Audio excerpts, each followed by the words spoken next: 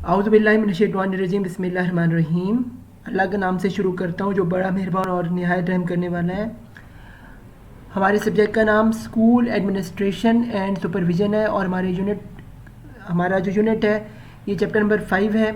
और हमारा जो इस यूनिट का नाम है अप्रोचेज़ ऑफ सुपरविज़न। और मैं मोहम्मद सफला खान इसे प्रेजेंट करने जा रहा हूँ और हमारा कोर्स कोड है 8616 और हमारी यूनिवर्सिटी का नाम है अल्लामा इकबाल ओपन यूनिवर्सिटी इस्लामाबाद। आए इस लेक्चर को शुरू करते हैं। सबसे पहले इसका introduction.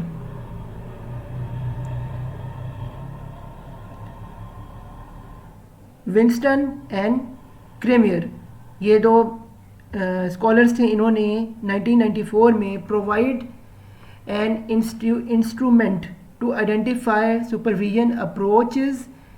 The four approaches include in the instrument are authoritarian, based on the belief that staff members requires constant attention. ये जो चार आपको अप्रोचेस बताई जा रही हैं इसके अंदर जो पहले अथॉरिटोरियन है यानी अथॉरिटी वाली, जिसमें जो है कि जो जिसका मतलब ये है कि जो बेनिफिट दिया जाएगा इसमें स्टाफ मेंबर्स को एज पर रिक्वायर्ड। उसके बाद है लेज़र फेरी जो है ये एक और इसकी अप्रोच है जिसमें है based on the desire to allow staff members freedom in accomplishment job responsibility. उनको जो स्टाफ मेंबर इन्हें जॉब रिस्पॉन्सिबिलिटी जो है इसमें फ्रीडम दी जाएगी। उसके बाद है कंपनसेंसिबल। इसमें क्या है based on the friendship like relationship. जैसे फ्रेंडशिप लाइक रिलेशनशिप है इस तरह से सबॉर्डिनेट्स को जो है लीडर जो है वो रखेगा। फिर है सिनर्जेटिक। जो चौथी अप्रोच है वो है हमारी सिनर्जेटिक। इसमें क्या आप cooperative effort between the supervisor and the staff member, यानी कि सर्वेंट लीडरशिप की अप्रोच यहाँ पे आ रही है। आगे हम अपना चैप्टर शुरू करते हैं। सबसे पहले ऑथोरिटेरियन ये क्या है। नंबर 1 हम देख रहे हैं the schools contribute to authoritarian orientations can be overlooked or in some instances overstated, even if its function is often more one of reinforcement than creation। यानी कि स्कूल की जो कंट्रीब्यूशन है ये अथॉरिटी की किस्म की होनी चाहिए जिसमें जो है रीइंफोर्समेंट का जो है जो जुज है और उसका फंक्शन जो है और मोर जो है क्रिएट किए जाए। फिर है the authoritarian teacher places firm limits and control on the students will often have assigned seats for the entire terms. इसमें जो है स्टूडेंट जो है इंटायर टर्म्स के लिए जो है वो अथॉरिटी जो है वो देते हैं और एक लिमिटेड कंट्रोल जो है दी जाती है। फिर ऑथोरिटेरियन में जो है authoritarians values order for other sake in classroom. Order is generally claimed as a condition for pursuing the intellectual development of the young. ये इसलिए की जाती है इंटेलेक्चुअल को यंग की कंडीशन को बढ़ाने के लिए। फिर है the often help view that children are evil, original sin or the enemy, removed and moral restraints to their intellectual mistreatment। ये इसमें होता है evil children के बारे में। फिर आगे as students institutionalize the purpose of their education they readily offer employment as the reason they are in school including the university level. चूँकि ये ऑथोरिटेरियन जो है इसमें ये बताया जाता है कि ये स्कूल जो आते हैं वहाँ पढ़ने का मकसद है कि जॉब हासिल करना, जिसमें यूनिवर्सिटी की भी लेवल जो इंक्लूड है। आगे stay not well always seem to threatening. ये क्या है स्टे नहीं करना क्योंकि ज़्यादा स्टे करने से थ्रेट जो है वो क्रिएट हो जाता है ऑथोरिटेरियन इज़म में। आगे चलते हैं। अगली किस्म है लेजीज फेयर इसमें क्या होता है, leaders who use authoritarian decision make all major group discussions and demand compliance from the group members. अब करेक्टरिस्टिक्स हम देखने जा रहे हैं, करेक्टरिस्टिक ऑफ लेजीज फेयर के सुपरविजन के क्या है, वो हैं laissez faire supervision characteristics by number 1 क्या है, very little guidance from the leader, बहुत लिटिल जो है गाइडेंस लीडर से लेनी पड़ती है, लीडर्स से लेनी पड़ती है। फिर है complete freedom for followers to make decision, पूरे फॉलोअर को खुद मुख्तियारी, यदि वो अपना डिसीजन खुद ले सकें जहाँ उन्हें ज़रूरत है। फिर है leaders provide the tools and resources needed, जो है रिसोर्सेज जहाँ पे नीडेड है वो होता है। फिर है group members are expected to solve problems on their own, group members जो अपनी प्रॉब्लम खुद सॉल्व कर सकते हैं। फिर है power is handed over to followers, yet leaders still take responsibility of the group decisions and actions, यानी कि जो ये सर्वेंट लीडरशिप की बात है कि पावर जो है वो पूरी हैंडेड ओवर फॉलोअर्स को जो दी जाती है, उसके बावजूद भी लीडरशिप जो है वो रिस्पॉन्सिबिलिटी रहता है कोई डिसीजन मेकिंग करने के लिए ग्रुप के लिए और कोई एक्शन करने या एक्शंस करने के लिए। आगे हम चलते हैं नेक्स्ट स्लाइड पे, वो है इसके बारे में बेनिफिट्स ऑफ लेजिस फेयर सुपरविजन। ये क्या है, like other supervision approaches the declaration style has both a number of benefits and shortcoming.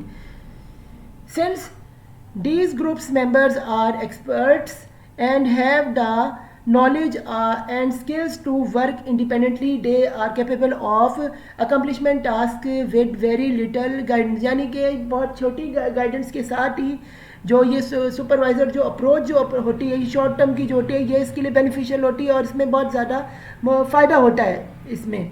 फिर इसके बेनिफिट है, फिर the laissez faire style can be use in situations where followers have high level of passion and intrinsic motivation for their work.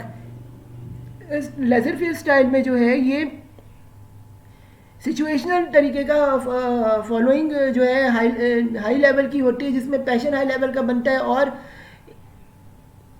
Motivation भी आती है काम करते हुए। फिर है while the conventional term of the style is laissez faire and emphasizes a complete handover approach, male leaders still remain open and available to group members for consultants and feedback, यानी कि इसमें कंसल्टेंट भी है और feedback भी आपको leadership में मिलती है और ये हैंडेड ओवर पूरी अप्रोच को कर देते हैं, जो रिमेन जो ओपन रहती है सबके लिए कि सबको अगर कोई मसला कोई चीज़ कंसल्टेशन भी मिलेगी और फीडबैक भी मिलेगी, ये बड़ी ज़बरदस्त चीज़ है।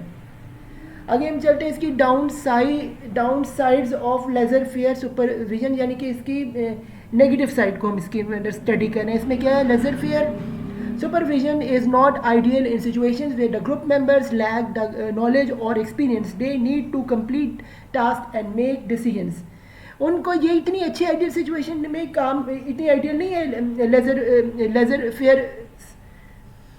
जो है, चूँकि क्या है कि कंप्लीट डिसीजन फिर भी इसमें जो है नॉलेज और एक्सपीरियंस का चूँकि इसमें वो लैक कर रहे होते हैं, तो इसलिए प्रॉब्लम। फिर लेजर फेयर के बारे में supervisors are often seen as uninvolved and withdraw while can lead to a lack of coherence within the group। इससे कोहेरेंस क्रिएट होती है और प्रॉब्लम क्रिएट होती है ग्रुप में, क्योंकि सुपरवाइजर तो देखने वाले नहीं, बच्चों पे सब कुछ छोड़ दीजिए, टीचर पे छोड़ दिए, मेन काम उसकी डायरेक्शन या मैनेजमेंट करने, वो अगर होता नहीं तो उससे प्रॉब्लम होती है। आगे सम माइट इवन टेक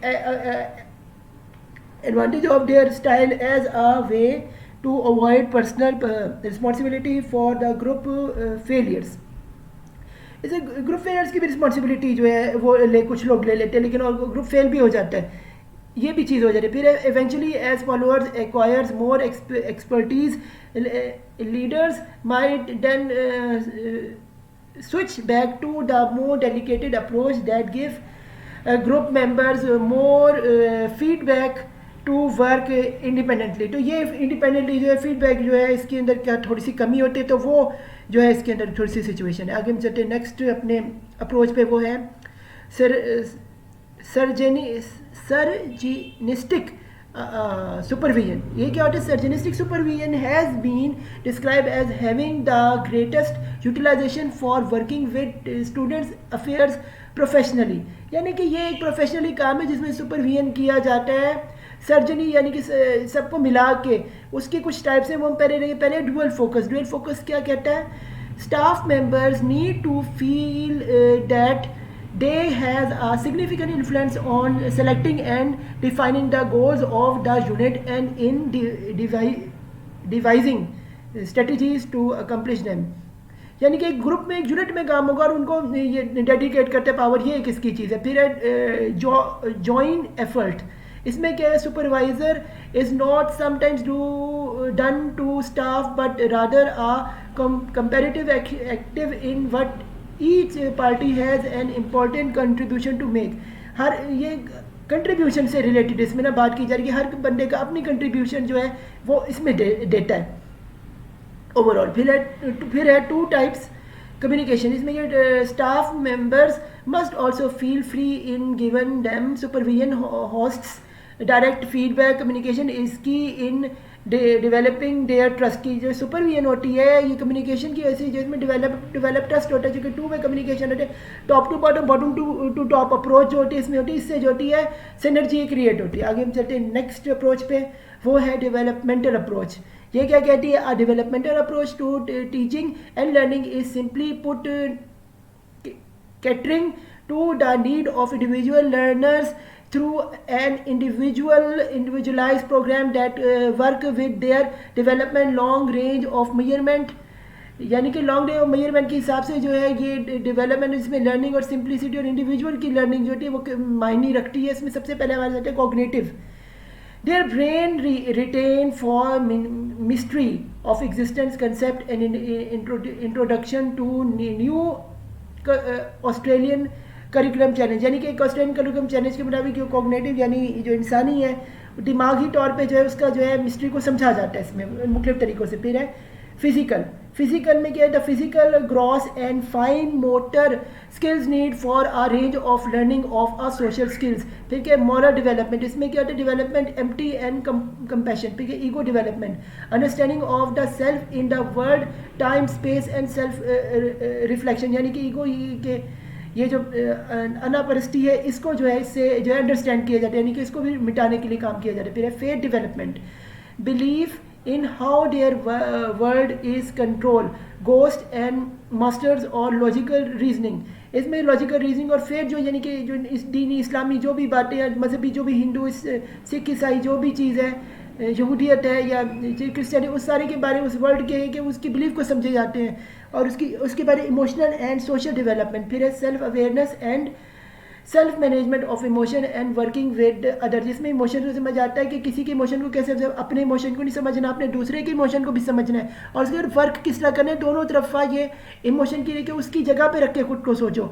ये चीज़ की जो है हमने एक तरीके कि इसमें हमने अपना कैरेक्टर और किरदार बदलने का खेल खेलना होता है. वो उससे जो है बहुत फ़ायदा होता है इमोशंस को जीतने और समझने में या किसी भी इंसान से कम्युनिकेट करें. फिर है सेल्फ डायरेक्शन. फिर understanding of learning needs and ways of working, learning style and organising skills. इससे क्या होता है? ऑर्गेनाइजिंग स्किल्स बंदे का जो होता है और जो सेल्फ लर्निंग है वो क्रिएट होती है.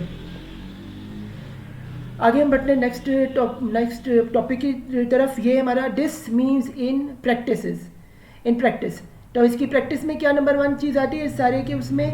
We find out about your learning preferences and use them actively in your learning programmes.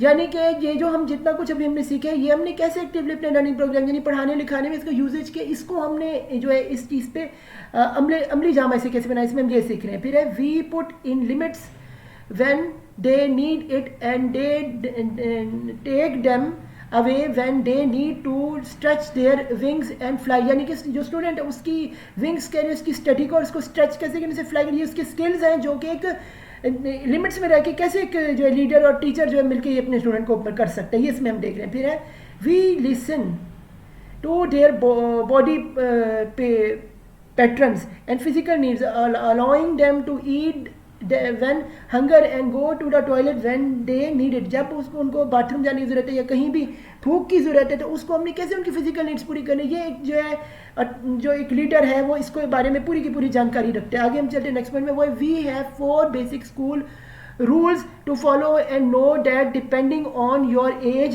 developmental level and understanding, those rules will need different expectations and consequences।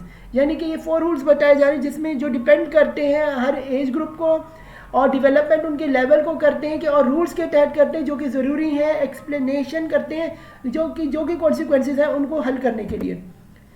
तो फ़ी अमानिल्लाह, अल्लाह ब्लेस यू, अल्लाह हाफिज़, good luck to your final exam. दोस्तों आप मेरे YouTube channel को subscribe करें जिसका नाम है सफ़ी ख़ान के नाम से, और मेरा ट्विटर हैंडल जो है इसे आप फॉलो करें जो है सफ़ी ख़ान मैजिकल के नाम से। इसके अलावा जो मेरा फेसबुक है इसमें आप मुझे फ़ॉलो कर सकते हैं सफ़ी ख़ान बॉस के नाम से, और इसके अलावा जो मेरा इंस्टाग्राम का पेज है वो है सफ़ी ख़ान बॉस के नाम से, इसमें आप मेरी पिक्चर्स वगैरह को भी देख सकते हैं। इसके अलावा आपको मैं इस वक्त जो दिखा रहा हूँ ये यूट्यूब का मेरा पेज है, अगर आपने मुझे सब्सक्राइब करना है और आपने आप जब देख रहे हैं आपने मेरी पिक्चर्स आपने मेरी वीडियोस को लाइक करना है और इसे सब्सक्राइब करना है और प्रेस बेल आइकॉन का ज़रूर दबाना है। Thank you very much.